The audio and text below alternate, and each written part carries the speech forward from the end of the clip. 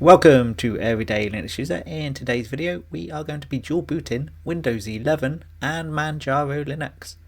What you will need to follow along with this video is a USB drive and a computer running Windows 11, and you'll need about 30 to 60 minutes of your time. So what we're going to do first is we're going to open up a web browser, and we are going to go to manjaro.org. And then we're going to click on the download button here, and there's three main versions available: KDE Plasma, XFCE and GNOME. And down here we have some community versions. So the version we are going to go for today is the KDE Plasma, so we're going to click on download.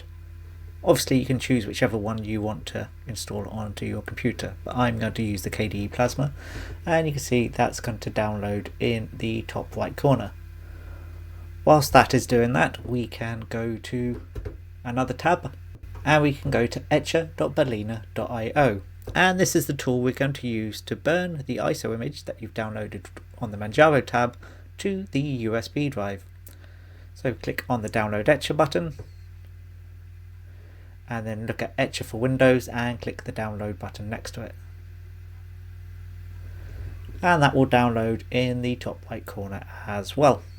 Whilst that's doing that, we can work on making space for Manjaro to go onto your drive as a dual boot. Now this is going to be run as if it's dual booting on a single drive, not across two drives. So what we're going to do is you press your start button and you type discmgmt.msc like that, and you press return, and that will take you to this screen here. And you can see I have actually got two drives, but I don't want to write over this drive at all because this is my data drive that I store all my data on. You can see I've got this large area here. This is my Windows drive, and you can see it's NTFS, it's a C drive, so that means it's the Windows partition. And what I'm going to do is I'm going to shrink this partition. So what to do here is right click and click on shrink volume. You can see it says querying volume for space, and a window appears telling you how much space you can shrink by. Now for Manjaro Linux, 30 gigabytes should be enough, but I'm going to take 100 gigabytes, so I'm just going to type 100,000 into that box, and that leaves me enough room for Windows to grow in the meantime. Do not type more than in the amount available, and I would also leave a little bit extra because Windows will need to install updates, and updates take space. So in this case 100 gigabytes leaves plenties for Windows and plenties for Manjaro. So all you have to do is click shrink, and you can see I now have a large area of unallocated space. So as you can see, Manjaro has finished downloading, Berliner Etcher has finished downloading, so we can close the web browser. And we can open a file explorer. Make sure your USB drive is inserted at this point because this is the point you'll need it, and make sure there's nothing on there you want to keep because it will get wiped as part of this process. And you want to go to the downloads folder, and you're looking for the Berliner Etcher file, and we're going to double click that, and you can see this box is loading here, and you'll see this screen here. So what we're going to do is we're going to click flash from file,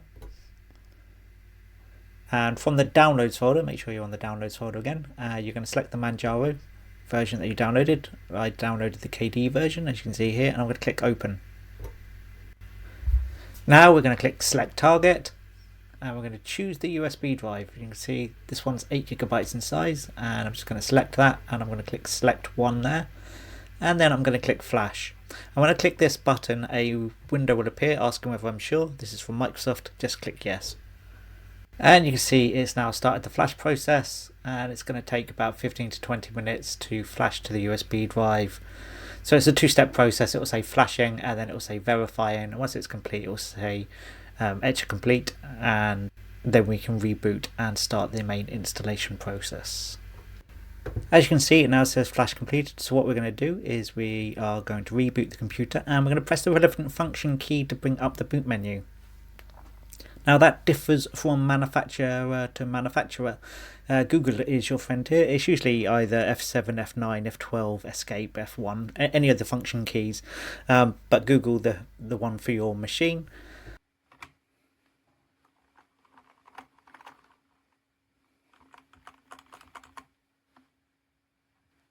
And now we pick the USB drive, and you'll see this Manjaro menu here. Now I'm going to boot with the open source drivers because we're just going into live mode, and just leave that to run and it will now boot into the Manjaro live image. So here we are in the Manjaro live image, and to install Manjaro we click this launch installer button here. If this window hasn't appeared or you've accidentally closed it, you can also double click up here. So I'm just going to click here. So the first screen, you are going to want to choose your installation language.